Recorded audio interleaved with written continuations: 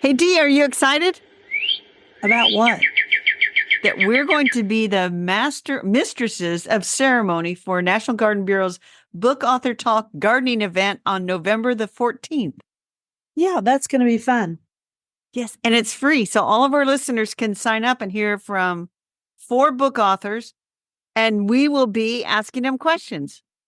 Yeah, we will. So we will put a link about it in the newsletter. And in the meantime, let's get started on this week's episode. Alrighty, I'll get us started. Welcome to the Garden Angelus, where we talk about flowers, veggies, and all the best dirt. I'm Carol Michael from Indianapolis, Indiana, where I have a suburban garden measured in square feet. It's about a third of an acre. And I'm Dee Nash from Guthrie, Oklahoma, where I garden an acre and a half out of 7.5 acres out in the country. We call ourselves Garden Angelus because we are evangelists for gardening. We love gardening. We want others to love it too. Yes, we do. And we aren't afraid to spill the beans and tell all of our gardening secrets, the good, the bad, and even the ugly. But that's enough of who, what, when, where. Let's move on to this week's episode. Hello, Dee. Good morning, Carol. How are things in Indiana? Well, as we like to say in Indiana, the frost is on the pumpkin, or I should say pumpkin. Well, I mean, we had intermittent frost here, but now it's 56 and it's going up to 76 here today. What's growing in your garden? Well, we had frost yesterday, Thursday morning, a pretty heavy frost. And so I took advantage of that fact that it was also trash day and I cleared out everything in the vegetable garden. So the peppers are gone, the tomatoes are gone, last of the green beans, and they were kind of kaput. I still need to clear out some other stuff, but we'll get to that. Yeah. Monday, Garden Club went to the Crown Hill Cemetery to look at the trees. Oh, fun. It was. So we saw a bald eagle. We saw lots of trees. I saw this big monument for this one family, and their last Yeah. name was Graves. So the monument just said Graves, and I thought that was hilarious. It is kind of hilarious. It is a double entendre, as it were. So anyway, that was really nice, beautiful day. Tuesday was a lot of writing, Garden Bloggers Bloom Day, and getting my Lost Lady done. Wednesday, I trimmed and mowed the lawn. I love to do that. And I finally, those experimental biennial and perennial seedlings, there weren't many, but I've got those all planted out and kind of like, we'll see what happens. I don't know if it's a good idea to plant them out right before frost, but anyway, that's what I did. And so now it's Friday and brief poinsettia update, no color yet. How about your garden week? Let's see. So, like I said, we had a spotty frost. So, like I noticed this morning out in our pond, the one by my bedroom, that one of the elephant ears is, pooped out, but the rest of the elephant ears are up and perky. So, even on the pond, there were pockets of frost. Huh. And I had already tucked everybody into the greenhouse except for those elephant ears, which I need to do this weekend. And I worked hard for 2 days getting the greenhouse ready, sweeping it out, reorganizing pots, putting empties on the bottom, stuff like that. And Right. in the meantime, I'm still waiting on the propane line to be dug because we have a new propane tank. And yeah, I'm waiting on men to accomplish this. And they aren't doing it on D time, but it'll be all right. So I'm using the electric heater to heat my greenhouse. And then I ordered more garlic yesterday because, well, we're having such a nice long fall. I got plenty of time to plant it. And on top of that, I enjoyed my garlic a lot and I'm still enjoying it. So you might ask, why don't I just plant my garlic that I have, one bulb of it? Ask. Dee, why would you not just take one of the bulbs that you harvested this year and plant it? That would make sense, wouldn't it? But I want to try some different varieties. So I'm not doing that. I went to Seed Savers Exchange and then I also bought some beets that are long cylindrical beets. And I thought those might be fun to try. Uh-huh. And I bought something else. Oh, and I've been thinning my lettuce and thinning You're a my good kale. girl. And I have been busy actually. So, and meanwhile, I replanted my pansies again. I think this is the fifth time Holy because the cow. I know they keep digging them up in that one spot, and we cannot catch another armadillo. It's like they've all talked to each other and said, those people will trap you if you're not careful. And I guess that's it. And that's about all that's going on. I replanted them, I watered them in again, and I still haven't put down the chicken wire, but I don't have any chicken wire. My chicken wire burned up in the fire. So Oh, I could and go you buy never, some. What that would mean, I have to go somewhere and buy some. cool. You'll have to figure out that armadillo situation. We cannot have this massacre of pansies continue. We cannot. Those creeps. I thought you would say that. I also heard a song on the radio last night, and I meant to send it to you. And it's called I Bought You Violas for Your Furs. And Frank Sinatra sang it. And yeah, seriously, I bought you, I bought violas for your ferns. I'm Huh. furs, That's not interesting ferns, because, furs. huh, Violets. It's violets. Violets for your furs. huh, And it is a song by Frank Sinatra. And it was written by a guy called Matt Dennis. And the words were by Tom Adair. And it was done by Tommy Dorsey's orchestra in 1941. But huh. then Frank Sinatra sang it. And so the song describes the wearing of violets with furs on an evening out in Manhattan. And so the friend's father told her that he wrote the song while living in Manhattan for his bride to be, Sophia. And then they Well, said that the song is said to be about Lana Turner, who was involved with Sinatra at the time. And Turner often wore flowers pinned to her furs. Isn't so that cool? I have two things I have something to say and a question Okay. before we get to our favorites because we can't leave this topic. First of all, my mother did not like Frank Sinatra, so we never heard Frank Sinatra songs My growing up. parents didn't like him either. They thought he was involved with the mafia. And so my dad and my mom thought he was a hood, but I enjoy his music. Okay, next. Exactly what station were you listening to hear a song with the Tommy Dorsey Orchestra from 1941, Dee? This tells us a little bit about you. Can we explore this? I often listen to the Sinatra station if I have Uh, on my Sirius radio okay. because they're romantic songs and they're kind of beautiful. I mean, I what is more beautiful than a snowy evening in Manhattan and a guy buying his gal? See that, guys and gals, get it? A guy buying his gal violets for her coat. I just think that's okay. beautiful. Well, short of exploring this to understand better like what our radio stations say about us, let's play favorites. So my favorite is my funny tatsoi plant. I planted tatsoi seeds in the spring in the potager, and they sat there and they did absolutely nothing.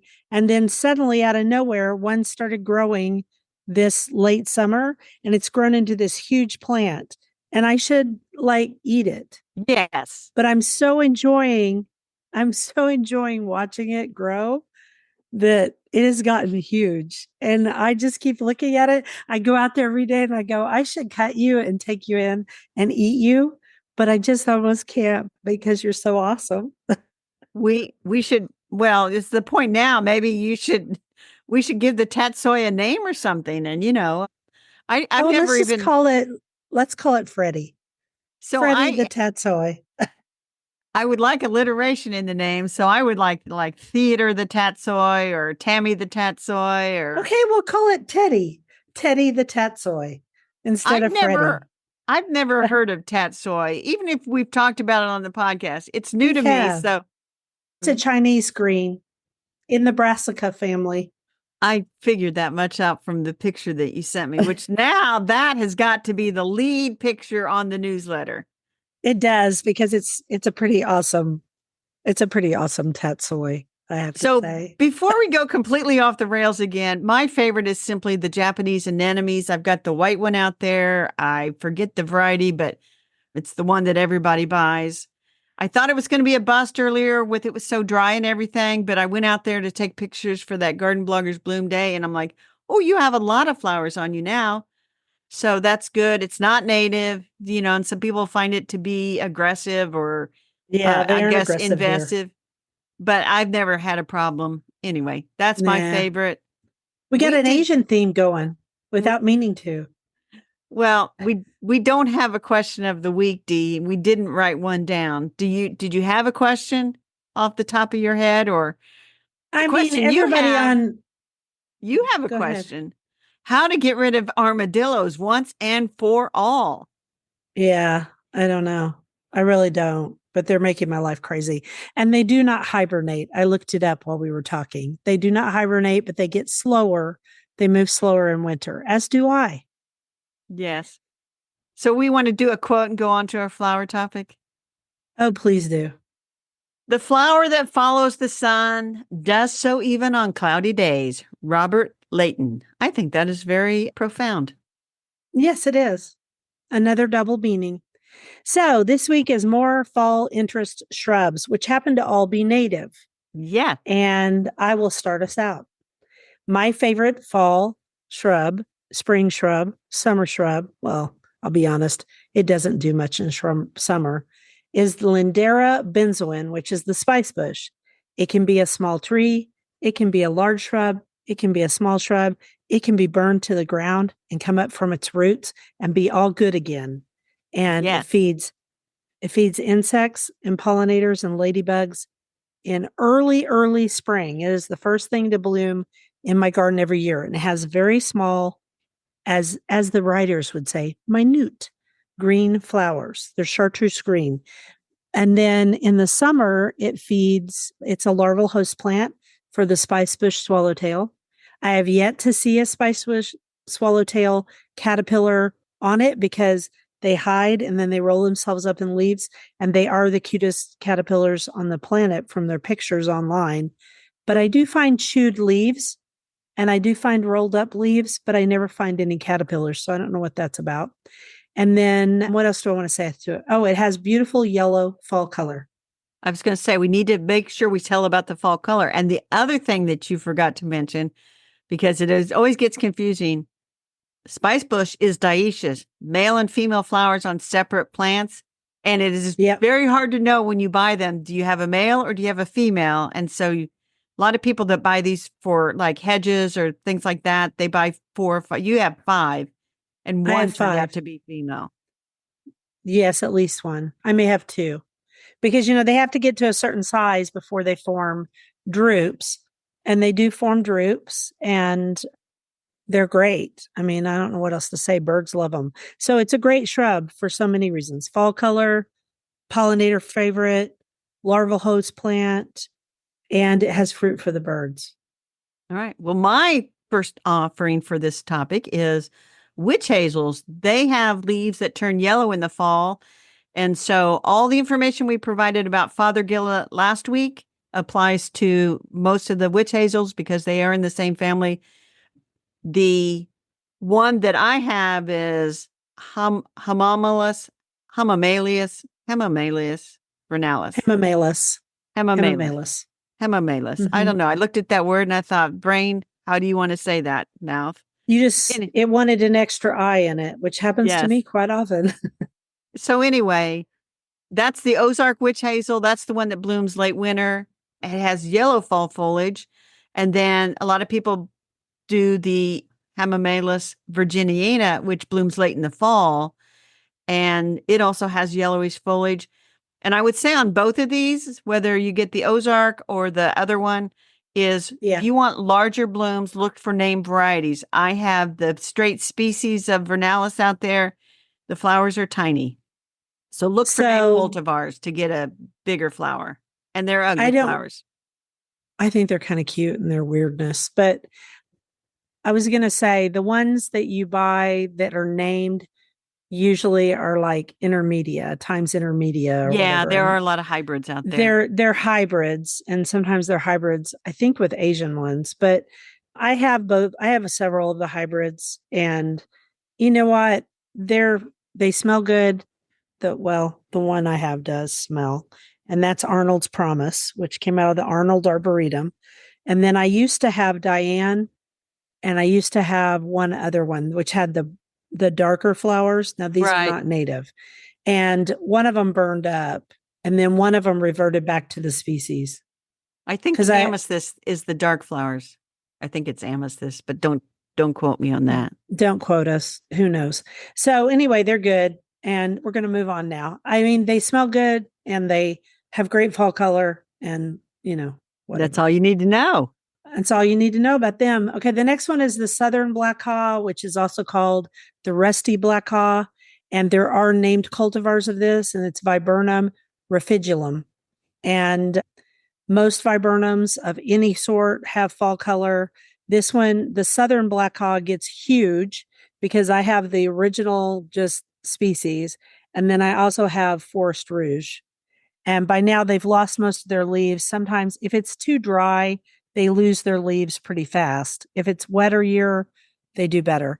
If you're going to grow this plant, know that it loves to put, and it's kind of a gorgeous reddish orange. This is the color of the leaves. It loves to put up suckers, sucker, sucker, sucker. And so does Forest Rouge. So now I am digging out suckers every year and cutting them off and giving them to people who I warn, you need to put this somewhere where you don't mind having suckers. Mine's at the very end of the garden, one of them. And the other one's closer. They're fine. I mean, they have great blooms in mid to late spring, and pollinators love them. They're just covered and the whole thing hums. Right. Well, most of the viburnums, native and non-native, I have several non-native, they have excellent fall color. Yeah, they do. It doesn't, I mean, I have arrowwood viburnums, great fall color. All of them have great fall color. I have another one that's the Mohawk, which is a named variety, has great fall color too. So the viburnums all have a really good fall color. They're good plants. Just keep in mind that if you're going to try the Southern Black Haw, it's going to be a suckering little fool. So you gave me two on the list, chokeberry and chokecherry. And so chokeberry is Aronia melanocarpa, has white flowers in the spring, but good fall color. And I got sent an Aronia from Proven Winners to try. It's called Lowscape Sunfire. And the nice thing is it Sunfire or Snowfire? Snowfire. I'm sorry, I misspoke. Lowscape Snowfire. It's only going to get 3 to 4 feet tall and wide. And so I think I've got a good spot for it because it says it tolerates a really wide range of conditions, even a rain garden, which might get wet quite a bit. So it says the fall foliage is red, which would make it a nice substitute for the invasive burning bush Euonymus alatus, which will never be on our list. So that's chokeberry. And then chokecherry, they're both in the rose family. Chokecherry is Prunus virginiana, and according to the Missouri Botanical Garden, chokecherry isn't often found for sale, but it is a native shrub that likes a drier condition. And they said the fall foliage is golden yellow to orange.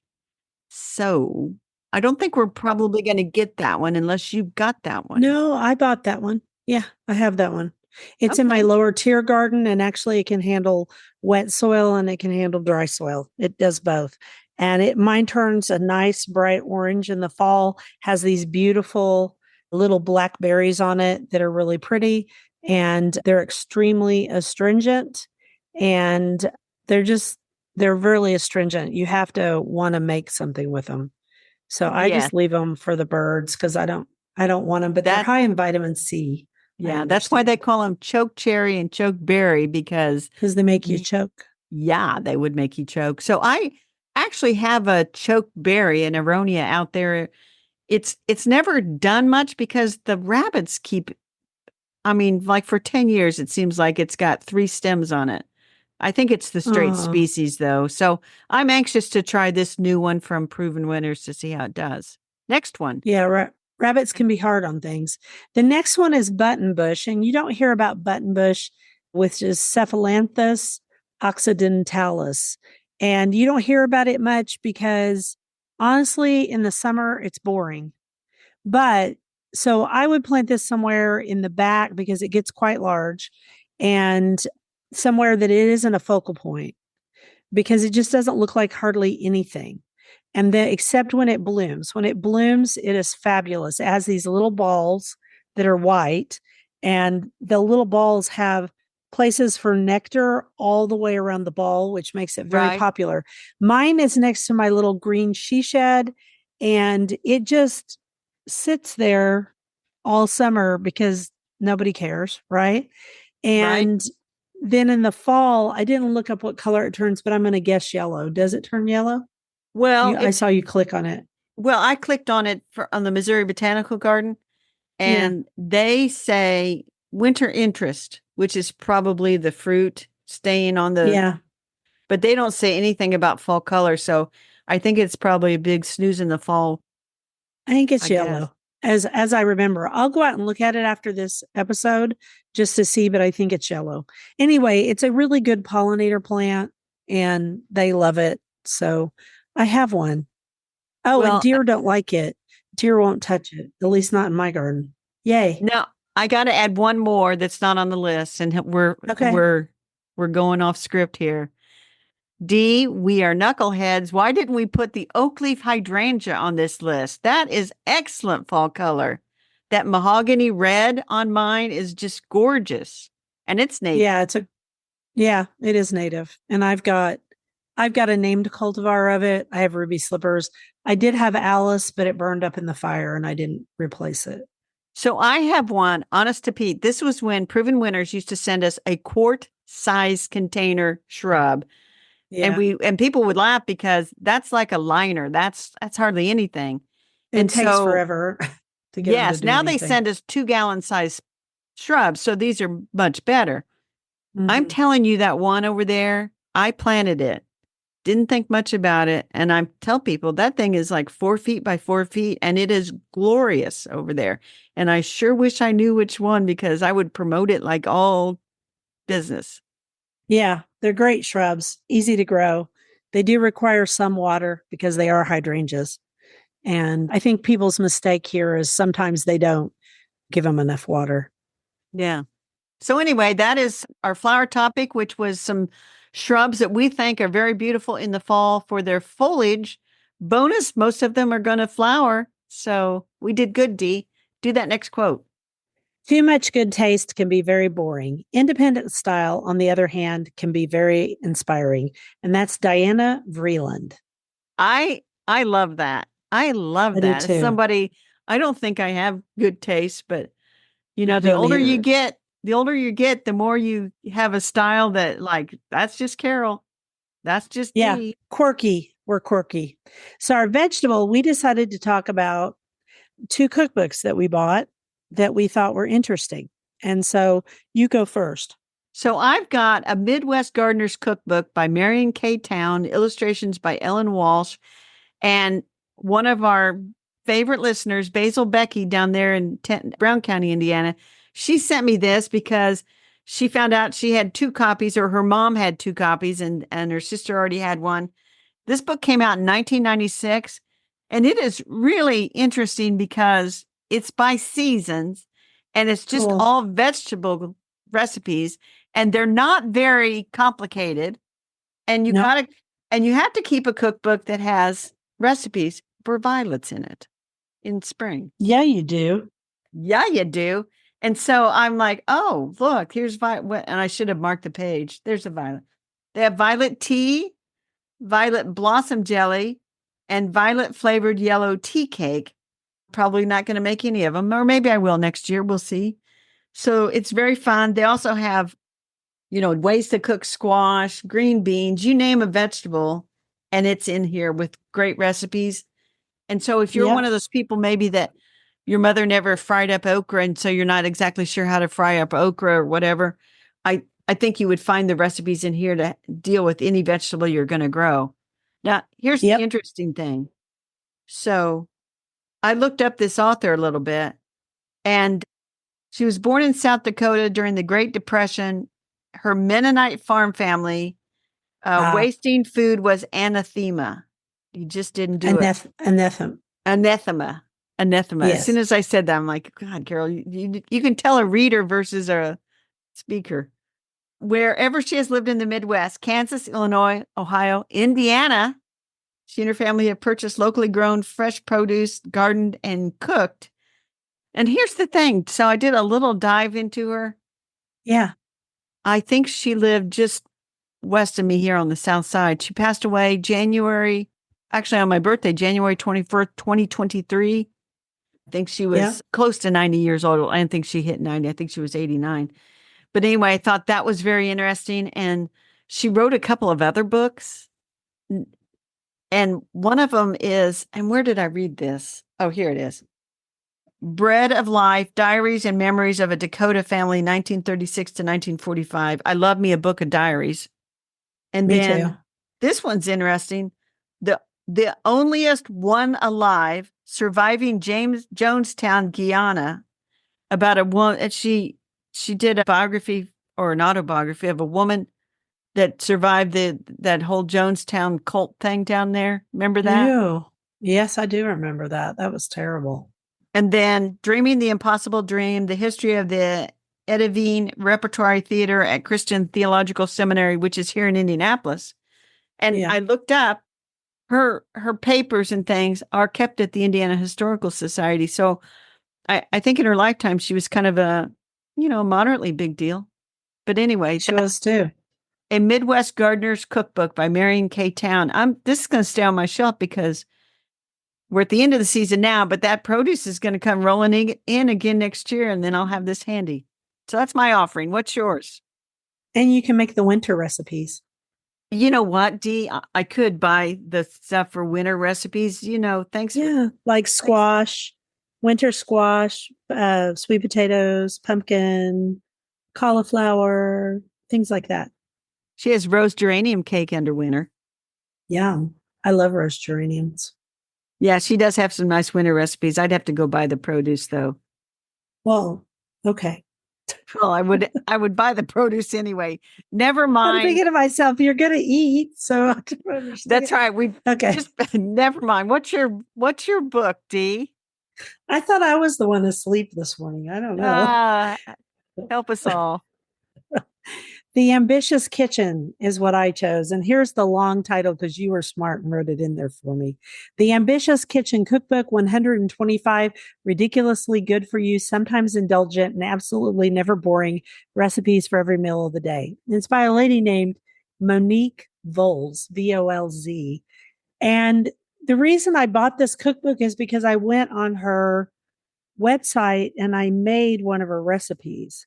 And I liked it so much. And she uses so many different healthy vegetables. Now, it's not a vegetarian cookbook. It has chicken and stuff in it, but it's definitely on being healthy. And she has a YouTube channel. She also has a blog. She just has a lot of good things. Like I'm looking at her website right now, and she has a little section called Hello Fall, which lists all these great recipes like sheet pan Moroccan spiced chicken with sweet potatoes and cauliflower. That sounds good. And then she has Celebrate Apple Season. And there's a spiced zucchini apple baked oatmeal with cinnamon vanilla glaze. So I would not say that these recipes are for people who have never cooked before. I think they're fairly complicated. Think of Smitten Kitchen, for example, or Half Baked Harvest, people who follow them. But I wanted to tell you about one of them, which I don't know if I'm going to pronounce this right or not, but it's pasta accechi with sweet potato and brown butter fried rosemary. So if you have rosemary out in your garden, and who with a serious vegetable garden doesn't, I have rosemary. Not hardy here. Rosemary? No, it's not hardy here. Well, you could put it in a pot. It's just, I don't want to go off on a rosemary tangent, but I'm telling you that every Midwestern person will say that, yeah, and then watch it die in the inside. Move on. Keep going. Talk about your. Well, I mean, you could just put it in a pot and leave it outside and just grow it for summer. That's what a lot of people do. That's what I meant, actually. Yes. Okay. Okay. So here, rosemary isn't reliably hardy because occasionally it gets dead in the middle of winter. And guess what I do? I go and I buy another rosemary plant in the spring and I stick it back into the deal. And in fact, I wrote a whole thing on rosemary for, you guessed it, Family Handyman. I'm going to have to find that when I do the show notes and I It is listen to this. so many different types of rosemary. There are the trailing ones. Oh my gosh, there's so many kinds. All right. So that was a very hard one to write. Anyway, here's the picture. I'm showing it to Carol. Doesn't that look good? Yes, it looks Don't you yummy, think that? yum. Yeah. It looks like fall, doesn't it? And so she has lots of great recipes in here. I've made 3 or 4 of them, like cherry tomato, spinach, and couscous. She loves couscous, by the way. Stuffed peppers. Well, I just use rice. Anywhere it says couscous, I go rice because I'm Very gluten good. free. So Very you good. have to be able to change up recipes. You have to be able to follow them. It's a very modern cookbook. I'm wondering who the publisher is because it reminds me of some other ones. Clarkson Potter out of New York. Yes. Anyway, she's a little cutie pie. Yeah. The cookbook I have is Indiana University Press down there in Bloomington. So it's locally. Yours is very erudite.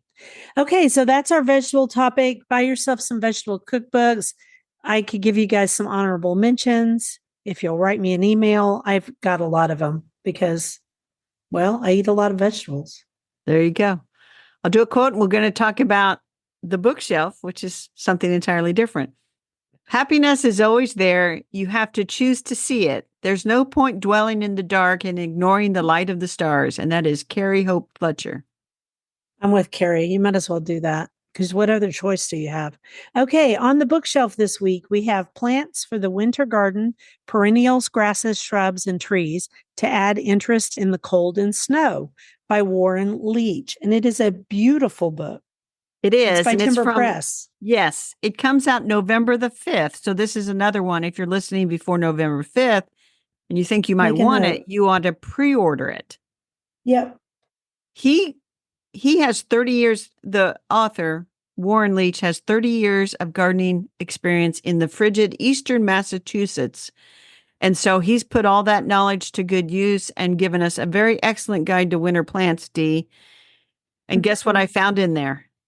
I found witch hazels just now. What did you find? Violas?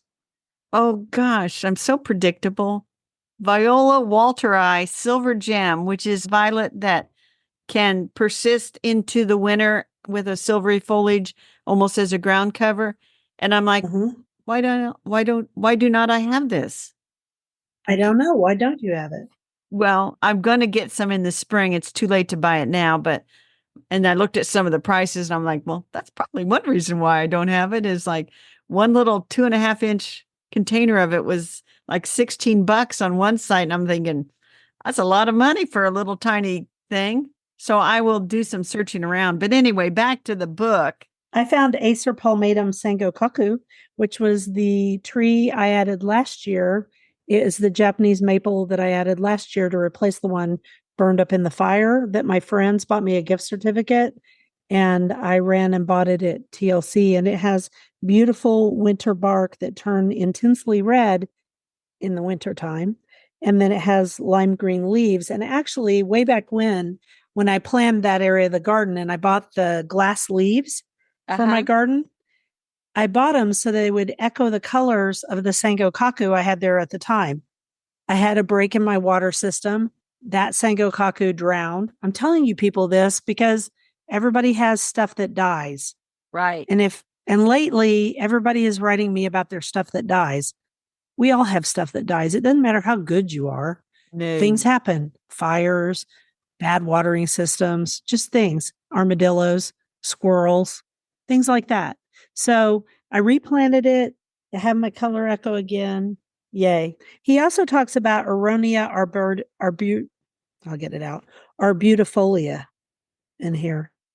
And then he just talked about form, color. Oh, that's pretty. There's a picture on page 29. And it's of his, I would say, back garden or front garden. It could be either one. And it's all of his grasses. He calls it enduring remnants. That's a good term for it. And he shows it what it looks like in the summer, and then in the fall, it is beautiful. It's just as beautiful in the winter as it is in the summer. But here's the nice thing about this book, and I know there are other books out there about winter interest. Yeah. The nice thing about this one is he's showing the plants in winter. So most of the pictures are taken when they would be most showy, which late fall, winter, early spring. So he's got things in Right. here like the hellebores and the snowdrops. And he's got pictures of calicarpa, for example, and he shows with the purple berries with snow on top of them. So I think he had to have a lot of patience to get all the pictures that he needed so he could get them in season. He did. If you go to page 53, he shows a white blue spruce, which some of those have problems in my climate right now. But he talks about how often it's planted as a specimen tree, as a focal point. But he says it's doubled if you plant it next to another one that has bright fall color. And in this Yeah. case, it's an Acer. It's an Acer palmatum, I think, a Yeah, a Japanese beautiful maple. contrast. Beautiful Beautiful. contrast. So there's a lot of great suggestions in here. I just want people to be mindful that he lives in Massachusetts. So some of these evergreens will not work in the Oklahoma climate or maybe even the Indiana climate. Well, I Yeah. think I'm probably in pretty good shape, but here's what the description says. Within this comprehensive reference book lies the secrets to keeping your garden beautiful despite the elements, with design and planting concepts for prolonged wintry conditions. Though many plants go dormant in wintry months, there are many inspiring cultivars and varieties that hold their interest through the cold and snow, including brightly colored twigs, buds, and berries, dazzling winter flowers, and dried seed pods. It says Yep. Plantsman Warren Leach shares expertise and techniques perfected over 30 years of gardening in frigid eastern Massachusetts, including incorporating structural elements like paths, walls, hardy containers. Hardy containers is Yep. of interest to me. Accentuating plant shapes which hold their form year round. Siding and pruning evergreens for maximum effect. Like you said, you put that blue spruce against that foliage in the fall. It's Showcasing pretty. trees with textured and colorful bark. I still lament that the paper bark maple I got didn't live. Yeah. But anyway, people like them here too. They don't really like it here very much. It's too dry. That's a long story. I don't think I actually got a paper bark maple because it never had the papering bark. But anyway, Plants for the Winter Garden extends the possibilities for the cold climate gardener and provides invaluable insight that will make any garden thrive during the cold season. And so that is Plants for the Winter Garden, Perennials, Grasses, Shrubs, and Trees to add interest in the cold and snow. Warren Leach. I love this book, Dee. I'm keeping it and I'm going to be looking through it and thinking about, in my already packed garden, what could I add? Add for winter interest? Like Viola I would say Walteri.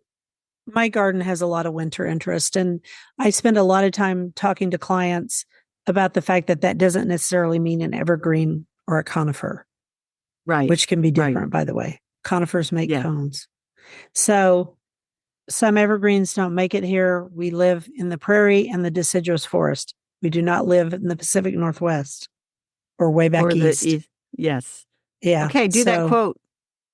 All right. And by the way, I'm putting mine in the same area with all of my other winter books because I do a lot of research in the winter. And that's a good time to think about planting trees and shrubs in my climate. All right. Oh, we've done this one a billion times, but we'll do it again. We do it once a year. Okay. So our once a year quote. I'm so glad I live in a world where there are Octobers. It would be terrible if we just skipped from September to November, wouldn't it? That's by L.M. Montgomery, Anne of Green Gables. So our dirt. I found our dirt. You did find our dirt. Our dirt is about turmeric lead poisoning, and it is a huge mystery. And do you want to talk about it a bit? Because we both read the articles. Well, I didn't read the articles as much as you did, but so you go right ahead and talk about how these people had all these mysterious. People had these. I don't know. People had these mysterious symptoms, and they couldn't figure out where they were getting them. And then they did testing in this. Like, these people have lead poisoning. So where's the lead coming from? So the fortunate thing was they found a group of people in New York who were immigrants, and they were from Bangladesh. And I haven't looked at this in a week, but I'm almost sure it was Bangladesh. It is. And so they all of these people were suffering from lead poisoning. And they said, what do you guys eat? You know, they had, if I remember right, they had it way, way worse than the people in Flint, Michigan, who had lead pipes. And so they were like, what the heck is going on? And they finally traced it back to the Bangladeshi spice market. And everybody bought turmeric from back home. And so the turmeric that was being brought in was dyed yellow with this specific yellow paint or dye, and the dye had lead in it. And it all stems from a flood in the 1970s. And they interviewed a farmer, and it was two women who figured this out. One was a doctor or a scientist, and the other one, I can't remember what she did, but it's just a fluke that the two of them together figured it out. And so they went and they interviewed this farmer, and the farmer said, oh, yeah, we had a flood back in the 70s. And in this flood, it turned all the turmeric black. So we started dyeing it.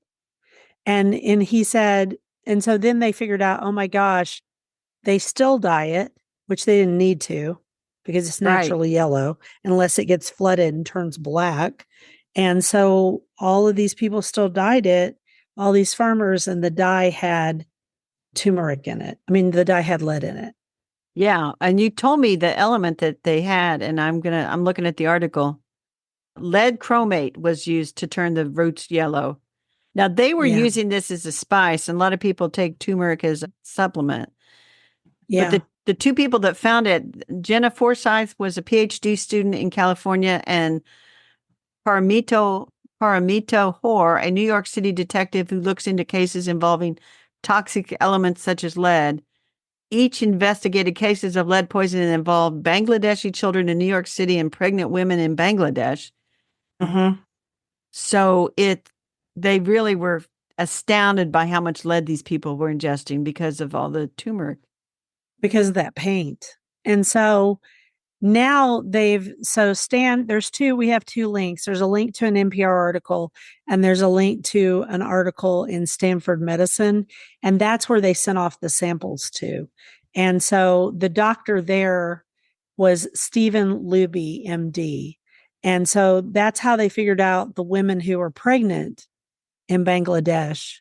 So the groups got together, and through all their study, they figured it out. And now I think the two women, haven't they started a group that goes around investigating all kinds of weird stuff like this?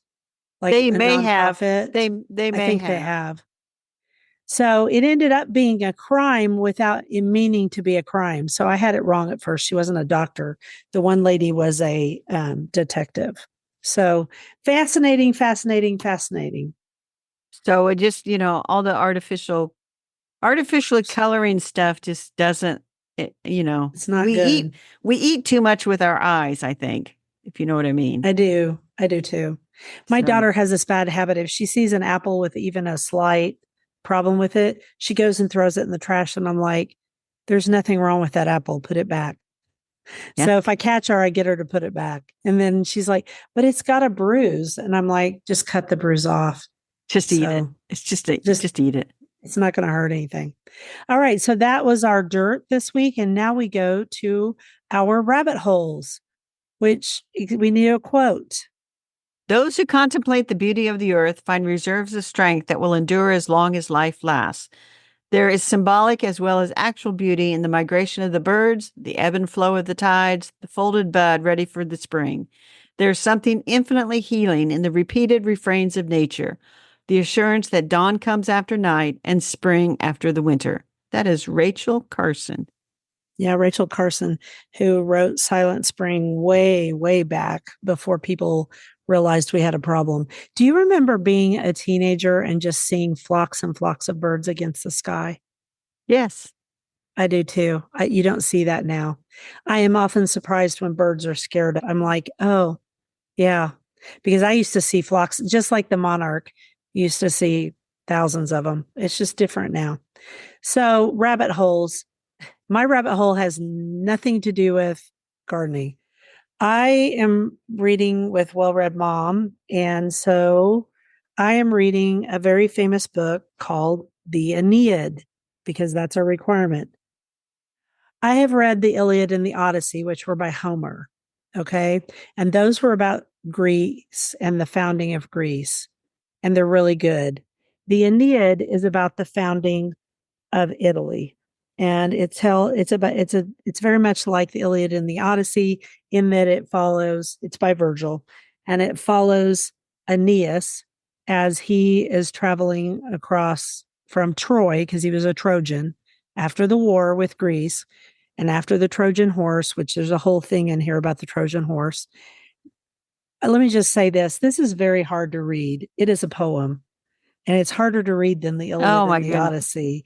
And How it many is killing me. pages? How many It's a pages? lot of pages of poetry. Just one big long poem, 362. But let me see, there's the glossary. So actually, it ends on page 348. It couldn't end soon enough. I'm also listening to it on Audible, and I found a man who is doing the poetry, and that helps. So when I get in the car and have to drive a long ways, which for me is Right. whenever I get in the car, then I listen to it, and then I speed ahead in my book, and then I read for a while, and then I speed ahead on that. I will say that there's been a couple of things that I've enjoyed. I enjoyed his retelling of the Trojan horse, and I've enjoyed, sadly, Dido's death. But when we got into the games to celebrate his father's bones, I was like, oh gosh, spare me. So anybody who listens to this who's read the Aeneid knows that it's not easy to read. And this is supposed to be the best translation of all time, which is by Sarah Rudin. And everybody says it's the best translation and that it's much more spare, much less affluent. But good Lord, it's still really hard. Dee, I'm going to confess, I don't think I've even ever heard of that book. Really? Yeah. Well, now you know about it. So I called my son actually because he really loves Rome. He took Latin in high school. He read the Iliad and the Odyssey, which are about Greece technically, and then he read the Aeneid. And I called him on the phone when I first started it, and I said, "Isn't the Aeneid about the founding of Rome?" And he goes, "Yeah." And I said, and so he and I ended up talking about it. And I'll be honest, that's my favorite part of the book so far, when Brennan and I discussed it. That would make sense. Yeah. And I feel like, and I think about this sometimes, that there were things that just because of the education paths you took, the schools you attended, just never Right. crossed your radar. And sometimes I feel like finding old books and like, oh, we should have had, if I had pursued a degree in like English or whatever, I'd probably know more about this.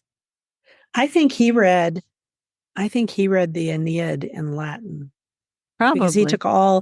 because he went to a good high school and he took Latin all the way to his senior year and he loved it. And he'll still say things. And now he reads a series that's a fantasy series that is based in Latin culture and also the Catholic Church. So it's kind of fascinating how these roads will lead you to certain places. Right. And Right. I guess now I have been led to the Aeneid, which is You not have my been favorite. led. There you Okay, go. what's your rabbit hole? So I did finish up the Lost Lady of Garden Writing, Zyla A. Robbins, who I found because I was searching the Indianapolis Star for garden writers in Indianapolis.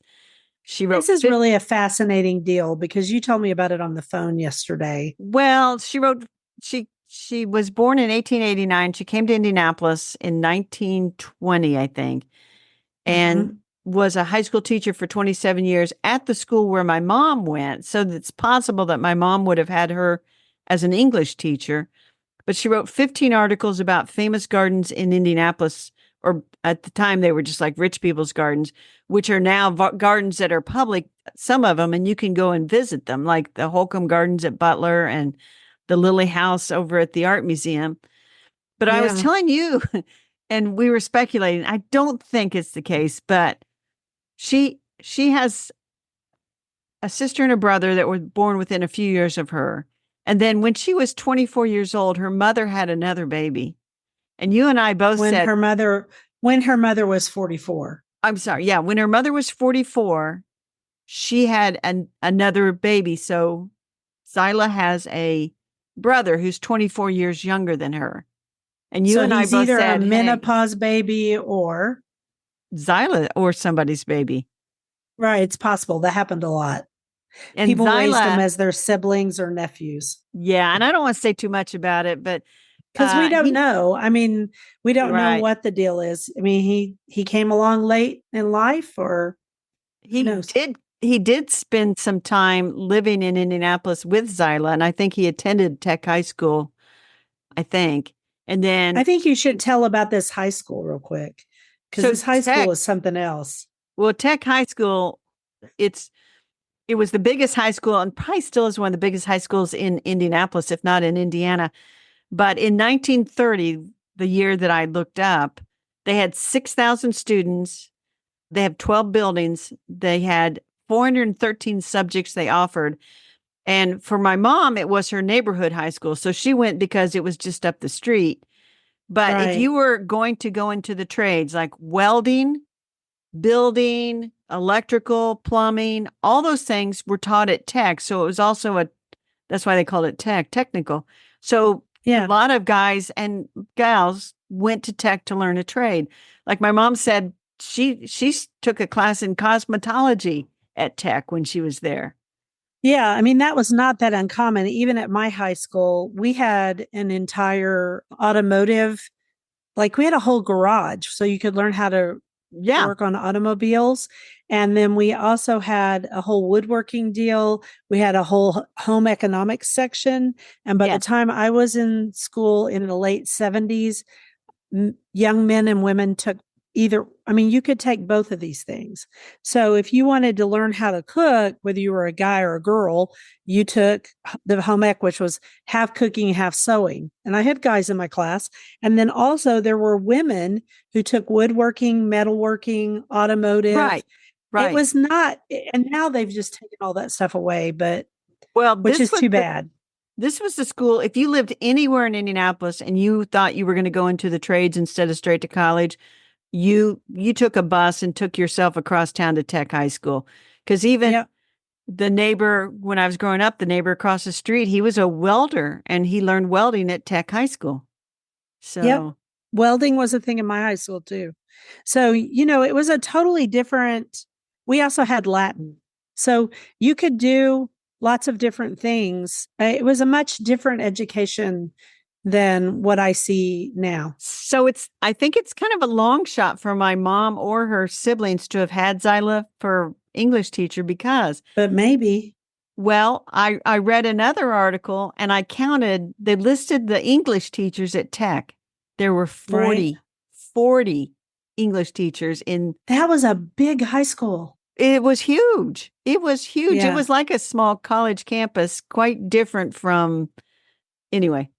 So Anyway, that was, very interesting. yeah. And then a little bit of the rabbit hole of that Marion Town who wrote a Midwest Gardener's Cookbook to find out, wow, she just lived on the other side of that, somewhere over there, not too far. But anyway, those were my rabbit holes. A few others, but nothing gardening related. So I'll just skip those. Let's do our garden commissions. So our garden commissions, mine is just to keep replanting those violas, I guess, because the stupid armadillos, they're actually pansies. I don't think I need to do much else. I mean, I've already done my fall pots. I did have something die in them, so I might, put something fluffy in there that I like because it is getting cooler. I usually do that in November right before Thanksgiving, but we'll see. And then what else do I want to do? Just keep trying to outwit the armadillos. My husband, see, is convinced that they eat bait, and I'm convinced they don't because of everything I've read. And also, there's a young man around here who has a whole business, and he's the one who trapped a bunch of them for us last year. I'm this close to paying him again to go trap What? them. Bill Yeah. thinks it's a waste of money. So we're just kind of in this. Yeah, that's all. The only other thing I might do is I'm looking at my purple fountain grass. I might dig one of those up and split it into a bunch of pieces so that I can, do it. And I also took cuttings. So those cuttings, I've got to go out there and check them and make sure they're watered today Yeah. because you Yeah. got to keep them moist. I've been checking on my cuttings. They all look pretty healthy so far. So, but now we've had the frost. I've started, made a big dent on clearing out the vegetable garden. I got to clear out the rest of I got to do that. most of the flowers and stuff. I'll just do that as I can. And then as leaves fall, I'm going to mow them up, put them on those beds. I do Yeah. have Proven Winner sent me 3 shrubs. So the Aronia that I talked about, I got to plant that. They sent me a smooth hydrangea, which is a native. It's a cultivar. Invincibelle Sublime, which is like a 3 They by sent me 3. that too. They 3 sent me by 3 of 3. those. Yeah. Yeah. I've already planted mine. They sent mine really early. So mine are planted on the east side of my house, up next to the garage. I think they're going to be good. I think they're going to be really good. I think so too. So I need to plant that out. I just got the one. And then they sent me a false cypress called Soft Serve, which is going to get 6 to 10 feet tall and 5 feet wide at the base. And I thought, I just racked my brain. It's like, I do not have room for this. And I was about to offer it to my neighbor on the other side because they've had some evergreens that died. And then I thought, no, I texted my nephew's wife that they have a nice yard. They don't have a lot in it. They have kids. They don't have a lot of money to spend. I says, hey, would you like an evergreen? And my nephew loves to put out Christmas lights. And she's like, well, he'd love an evergreen to put lights on. I'm like, okay, in about 5 years, maybe, because this thing's about 8 inches tall. Little. So I'm going to take that over there probably maybe this weekend and figure out where they want it. It's like 2 shovels full of dirt and that thing will be planted. So anyway, that's my week. So false cypress is Chamaecyparis, right? Yes. It's Chamaecyparis pisciferia or something like that. You can't grow that here, Oklahomans, so don't even try. You'll just be sad when it withers up and dies. Little leaves, its little needles will just turn brown and it'll shrink. This is really soft. It almost feels like an arborvitae. It's cool. like that, but it's really nice. I mean, maybe you could up by Tulsa. Don't do it here in central Oklahoma. Okay. All righty. Anything else? I think that's it. I'm going to wrap us up. Thank you for listening to The Garden Angelist. I hope you've hit that subscribe button so you don't miss a single episode. We publish every week on Wednesdays at 12 a.m. Eastern Time. Plus, if you subscribe to our free Substack newsletter, you'll get a link to listen to the podcast a whole day early. And if you want to help support us, use our affiliate links. If you buy something after clicking through on them, we earn a small commission and it costs you nothing. Or you can set up a monthly subscription through Buzzsprout or make a one-time donation through PayPal. Thank you to everyone who has done so. It helps us pay for podcast hosting. It was lovely to chat with all of you over the garden gate. Bye until next week. Bye, everybody.